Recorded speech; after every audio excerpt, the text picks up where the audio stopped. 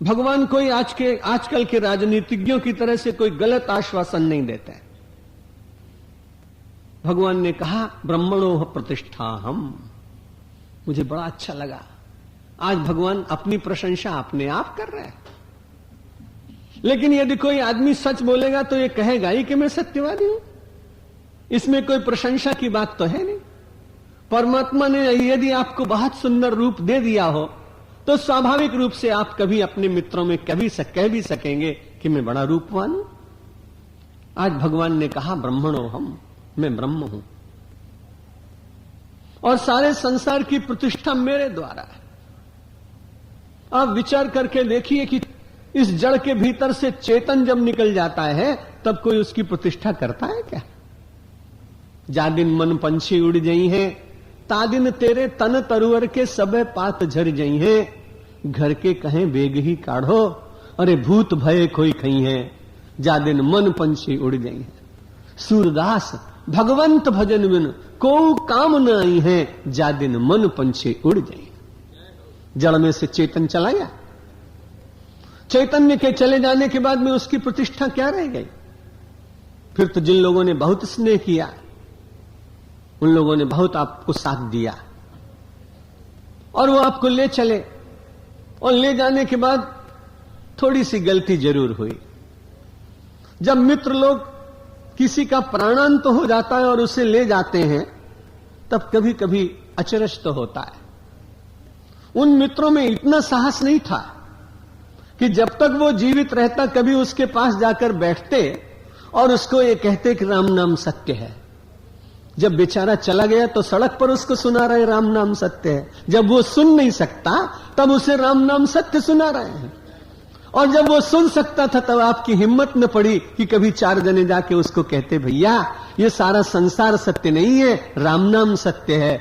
शायद वो नाराज हो जाता इसलिए ना गाया। लेकिन संसार की रीति बड़ी उल्टी है, जब कोई आदमी सुन नहीं सकता है तब लोग उसे सुनाते हैं, और जब कोई सुनने की क्षमता रखता है तब उससे लोग घबराते हैं। भगवान ने कहा ब्रह्मणस्य प्रतिष्ठा हम, ये जिसे तुम ब्रह्म मानते हो ये ब्रह्म मैं ही हूं, और जगत की प्रतिष्ठा भी मेरे ही द्वारा है। परमात्मा को आप हटा लीजिए तो उसके बाद क्या शेष रहेगा? किसी वृक्ष को आपने देखा होगा एकदम सूख जाता है, कभी पुष्प को देखा होगा मुरझा जाता है, कभी प्रकृति को देखा होगा बड़ी विद्रूप लगती है। मुझे तो 2 बार लातूर जाने का अवसर मिला था। भारत माता मंदिर की ओर से कुछ 50-25 मकान वहां बनवाने की सेवा प्रभु ने ली, तो 2 बार वहां देखने गया। पहली बार देखकर बड़ा आश्चर्य लगा कि इतना बड़ा प्रतिष्ठित सारा क्षेत्र, इतनी अच्छी खेती, इतने खेत खलिहान, इतने अच्छे लोग, लेकिन भगवान कभी कभी हम लोगों को बताने के लिए, संसार को बताने के लिए कभी कभी दुर्ललित लीला करते हैं। ललित लीला तो हम लोग देखते हैं, लेकिन कभी कभी परमात्मा की दुर्ललित लीला दिखाई पड़ती है। जब नदियों में बाढ़ आ जाती है, गांव बह जाते हैं वर्षा ऋतु में बिहार में, ये परमात्मा की दुर्ललित लीला। कभी कभी संसार में क्वचित भूकंप आ जाते हैं। लातूर गया तो मैंने देखा बड़ा अच्छा घर था, घर तो पूरा ही गिर गया है, केवल उसका द्वार बचा है। द्वार के ऊपर केले के चित्र हैं, एक सुंदर सा कलश बना हुआ है। ऐसा लगता था कि 5-7-10 दिन पूर्व ही इस घर में कोई मंगल कार्य हुआ होगा, और उसके ऊपर कुरियात सदा मंगलम ये भी लिखा हुआ था। मुझे बड़ी पीड़ा हुई इस घर को देख के। मैंने उससे पूछा, किसी ने कहा महाराज 10-5 दिन पूर्व ही यहां पर विवाह का कार्यक्रम हुआ था, दुर्भाग्य से उनमें से कोई बचा नहीं। परमात्मा की दुर्ललित लीला है। इसलिए भगवान श्री कृष्ण कहते हैं ब्रह्मणस्य प्रतिष्ठा हम, मैं ब्रह्म हूं और सारे संसार की प्रतिष्ठा भी मैं हूं। और उसके बाद शाश्वतस्य च धर्मस्य सुखस्य कांतिकस्य च, जहां जहां शाश्वत है वो परमात्मा है। शाश्वत संसार में कुछ है नहीं, परिवर्तनशील है, रोज बदल रहा है। समुद्र में परिवर्तन दिखाई नहीं पड़ता है, पर उसके भीतर भी जल में परिवर्तन होता रहता है। नदियों के जल के परिवर्तन को तो हम सब रोज देखते हैं। अपने जीवन के परिवर्तन के आप सब स्वयं व्यक्तिगत साक्षी। शैशव से लेकर प्रौढ़ावस्था तक निरंतर, पहले दांत नहीं थे तब बड़ी चिंता थी, खाएंगे कैसे। दांत आ गए, फिर दांत अच्छे रहे, और पहले भी दांत नहीं थे बचपन में, और फिर भी आप बाद में जैसी आपकी इच्छा होती है कि आप वेदांती हो जाएं, आप वेदांती हो भी जाते हैं। लेकिन वो वेदांती बहुत लाभकारी नहीं। वेदांती का मतलब तो वेद का अंत का भाग ईश्वर ओम को समझना, ये तो लौकिक बात है। परिवर्तन कैसे देखा आपने कि पहले दंत विहीन, फिर दंत विहीन, सभी वस्तुएं धीरे धीरे व्यक्ति के जीवन में से अपना साथ छोड़ती चली जाती। भगवान ने कहा यदि शाश्वत की खोज करनी है तो वो मुझ में, ब्रह्मणस्य प्रतिष्ठा। और उसके बाद कहा शाश्वतस्य च धर्मस्य, और धर्म की प्रतिष्ठा भी मेरे भीतर। जितनी धर्म की प्रतिष्ठा हुई है वो परमात्मा के द्वारा हुई है, वही किसी के भीतर शक्ति देता है, और उस शक्ति के द्वारा व्यक्ति धर्म के श्रेष्ठ आचरण में प्रवृत्त हो जाता है। सुखस्यैकान्तिकस्य च, भगवान ने कहा सुख भी मुझ में ही मिलेगा। यदि कोई व्यक्ति कहे कि संसार में सुख है तो यह भी मन की बात, विचार करके देखिएगा।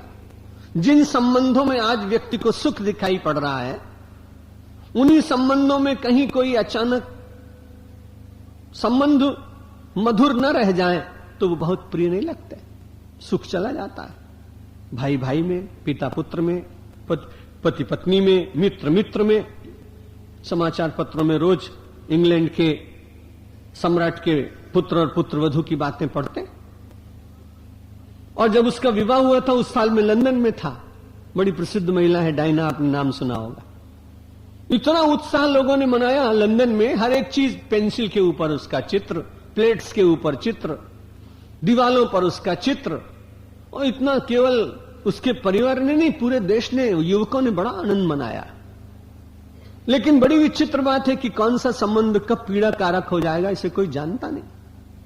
इसलिए संसार शाश्वत नहीं, संबंध शाश्वत नहीं, सुख शाश्वत नहीं। श्रीमद् भगवद गीता ने कहा अगर कहीं सुख है तो परमात्मा के साथ जुड़ जाने में, और वो परमात्मा ही सुख स्वरूप है। सुखस्य एकांतिकस्य च, और एकांतिकस्य, एकांतिक सुख भी परमात्मा ही है। एकांतिक सुख मोक्ष, एकांतिक सुख समाधि, एकांतिक सुख ध्यान की गहन अवस्था, एकांतिक सुख जगत में रहते हुए जगत का विस्मरण। यदि यह सुख न होता तो मुनिजन इतनी बड़ी साधना क्यों करते। प्रातः काल आपने देखा बहुत सारे मुनि महात्मा भिक्षा करते जाते हैं, नंगे पैर चलते हैं, गर्मी, आतप, वर्षा, शीत सब सहन करते हैं, चातुर्मास करते हैं, बड़ी कठिन साधना करते हैं। अगर उसमें कोई सुख ना हो तो इतना कष्ट क्यों कोई उठाएगा। लेकिन जो एकांतिक सुख भी है, भगवान श्री कृष्ण कहते हैं ब्रह्मणस्य प्रतिष्ठा हम अमृतस्य च, अमृत की प्रतिष्ठा में हूं, सुख की प्रतिष्ठा में हूं, एकांतिक सुख जो मोक्ष है वो भी मैं हूं, और संसार में जो वास्तविक सुख है वो भी मैं ही हूं। यहां मैं परमात्मा शरीर की दृष्टि से नहीं कह रहा है, समझने की बात होगी। नहीं तो कई बार कह देंगे कि भगवान दूसरों से कहते हैं तुम मैं मत करो, और स्वयं तो अपने गीता में मैं कर रहे हैं। यहां भगवान देह से ऊपर उठकर समाधि भाषा में बोल रहे हैं। संसार में दो भाषाएं होती हैं, एक लौकिक भाषा, एक समाधि भाषा। जब व्यक्ति अपने सारे स्वार्थों को छोड़कर, दैहिक सुखों के संबंधों को छोड़कर गहन गंभीर चिंतन की अवस्था में पहुंच जाता है, उस समय जो शब्द निकलते हैं वो उसकी दैहिक भाषा नहीं होती, वो उसकी समाधि भाषा होती। और इसीलिए वाल्मीकि जैसे साधारण से व्यक्ति ने, जिसने कभी संस्कृत भाषा पढ़ी ही नहीं थी, बल्कि संस्कृत का आदि काव्य माना जाता है वाल्मीकि रामायण को, उस रामायण के रचयिता को इतनी शक्ति कहां से मिली। वो केवल समाधि भाषा थी। भगवान की कृपा से इतना बल मिला और उस बल के कारण उन्होंने इतने बड़े काव्य की रचना कर दी। भगवान ने कहा देखो सारा संसार जो है वो परिवर्तनशील है और उस परिवर्तन में अपरिवर्तनीय मैं हूं, अमृत हूं, सुख का अंत हूं, अमृत की प्रतिष्ठा हूं, ब्रह्म हूं। और फिर आगे चलकर 15वें अध्याय में भगवान पुरुषोत्तम विज्ञान योगो नाम, पुरुषोत्तम विज्ञान का वर्णन करने जा रहे हैं।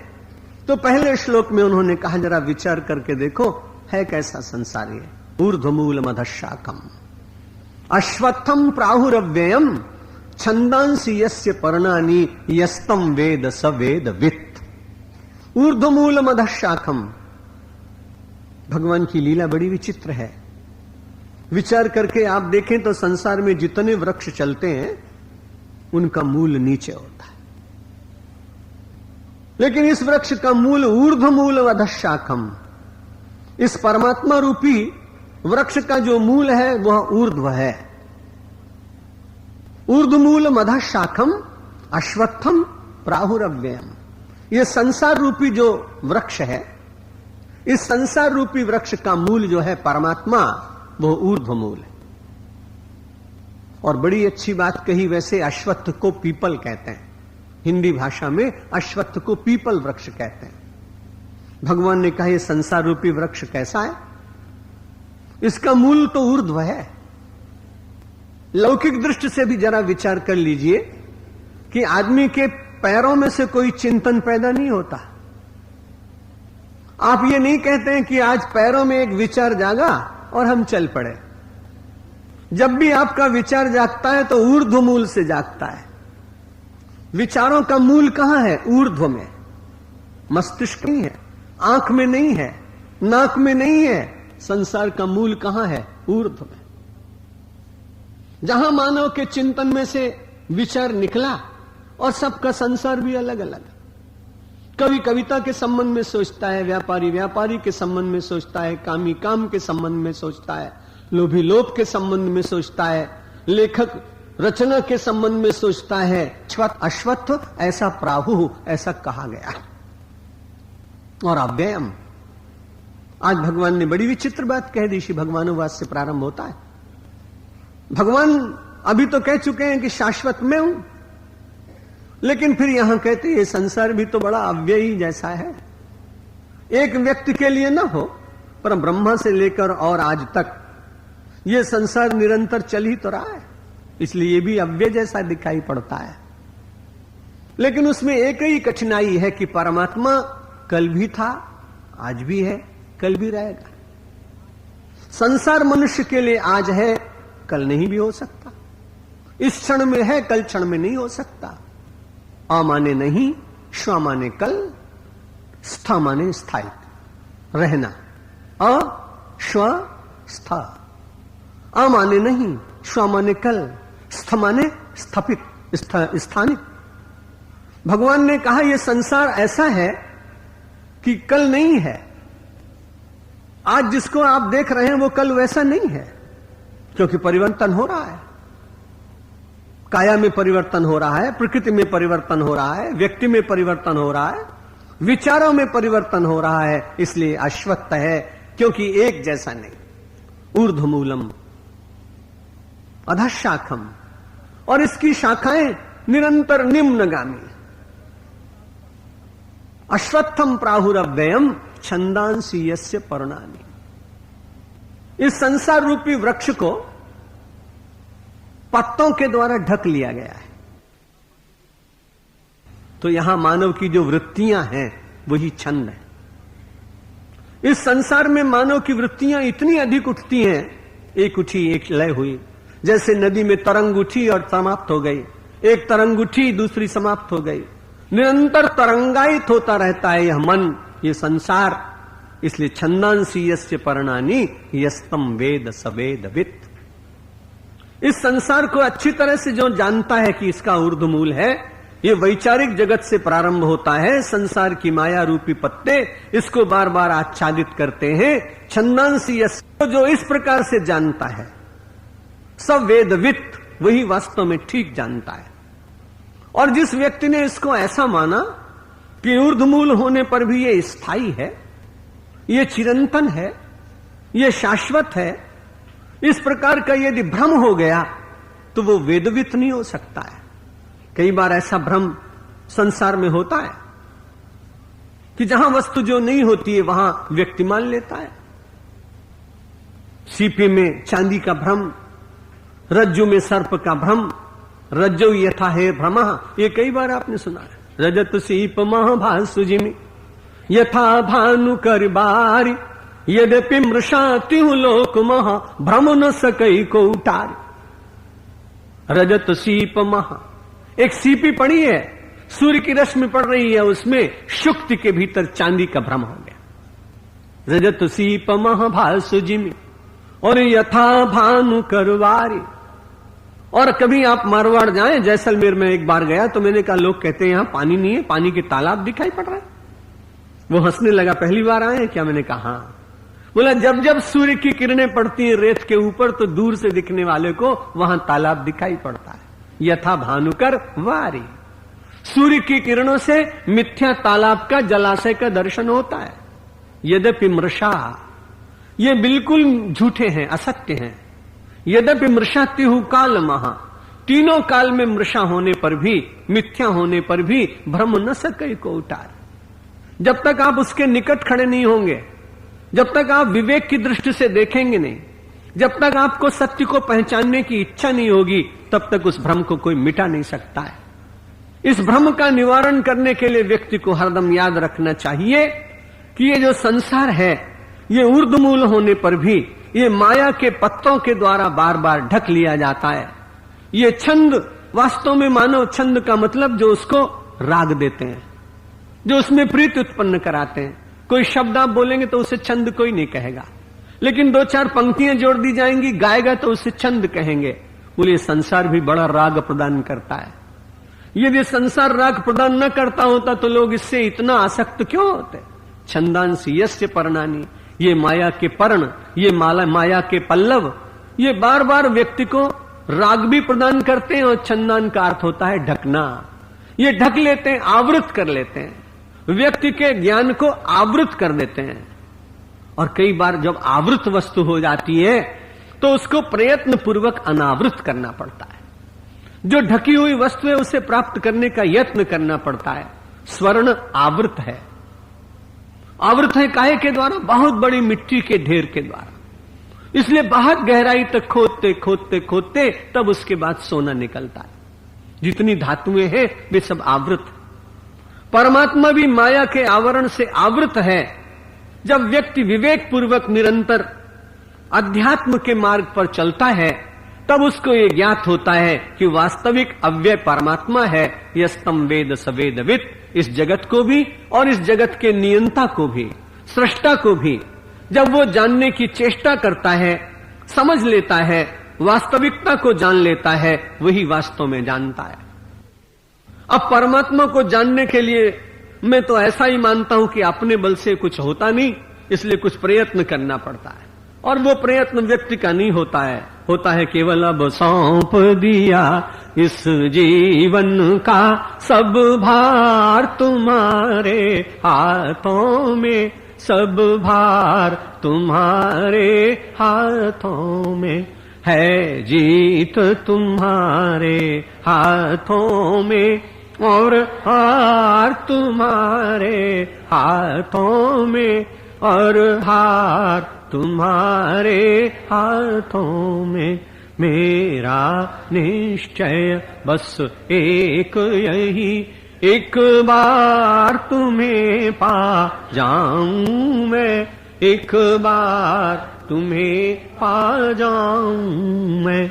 अर्पण कर दूं दुनिया भर का सब प्यार तुम्हारे, सब प्यार तुम्हारे हाथों में। जो जग में रहूं तो ऐसे रहूं, जो जल में कमल का फूल रहे, जो जल में कमल का फूल रहे। मेरे सब गुण दोष समर्पित करतार तुम्हारे हाथों में, भगवान तुम्हारे हाथों में। यदि मानव का मुझे जन्म मिले तो तव चरणों का पुजारी बनूं, तो तव चरणों का पुजारी बनूं। इस पूजक की एक एक रग का होतार तुम्हारे, होतार तुम्हारे हाथों। जब जब संसार का कैदी बनूं, निष्काम भाव से कर्म करूं, निष्काम भाव से कर्म करूं। फिर अंत समय में प्राण तजूं, निराकार तुम्हारे, साकार तुम्हारे हाथों में। मुझ में तुझ में बस भेद, मैं नर हूँ तुम नारायण हो, मैं नर हूँ तुम नारायण। मैं हूँ संसार के हाथों में, संसार तुम्हारे हाथों में, संसार अब सौंप दिया इस जीवन का सब भार तुम्हारे।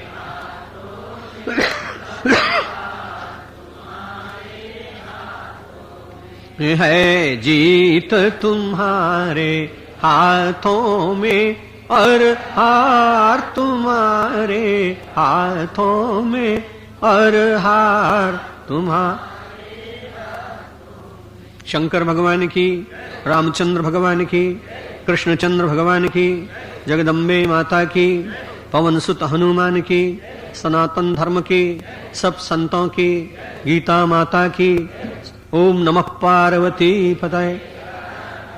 एक सूचना है, कल आप लोगों को एक बहुत अच्छी विदुषी सन्यासिनी के प्रवचन भी सुनने को मिलेंगे। 4 वर्ष की आयु से प्रवचन करती हैं वो, कभी स्कूल में गई नहीं, पूर्व जन्म का ही ज्ञान ऐसा लगता है। बहुत ललित भाषा में आध्यात्मिक चिंतन देती हैं प्रज्ञा भारती जी। तो वो मेरे प्रवचन से पूर्व 20 मिनट वो बोलेंगे, उनसे पहले रवि शास्त्री रामायणी। इसलिए कल से कार्यक्रम का और भी अधिक आनंद रहेगा। 7:30 से 9 बजे तक आप बड़े समय से आए। भगवान की बड़ी कृपा है कि 1996 सत्संग के द्वारा प्रारंभ हो रहा है आपका। इसलिए आप सब लोग जितने भाई बहन हैं थोड़ा प्रयत्न करिए। राजनीतिक लोग क्या करते हैं, जब वोट का समय आता है तो कहते हैं भाई घर घर जाओ, कन्वेंसिंग करो, और उनको आप जिताते हैं तो आपको बहुत प्रसन्न करते नहीं, बल्कि उनके आचरण से आपको दुख भी होता है। इसलिए आप कन्वेंसिंग करें और सबसे कहिए कि भाई अपना 1996 वर्ष का प्रथम सप्ताह आध्यात्मिक दृष्टि से प्रारंभ हो। इसलिए हर बहन हर भाई 2-2 4-4 लोगों को लाएं, जिससे हर्षद भाई शाह, प्रकाश मेहता और महेश भाई, हमारे श्री रामेश्वर लाल जी काबरा, इन सब लोगों ने बड़ा जो प्रयत्न किया है वो प्रयत्न भी सार्थक हो और ये हॉल भी भर जाए और मुझे भी ऐसा लगे कि मैं ज्यादा लोगों की सेवा कर सका। बोलो सच्चिदानंद भगवान।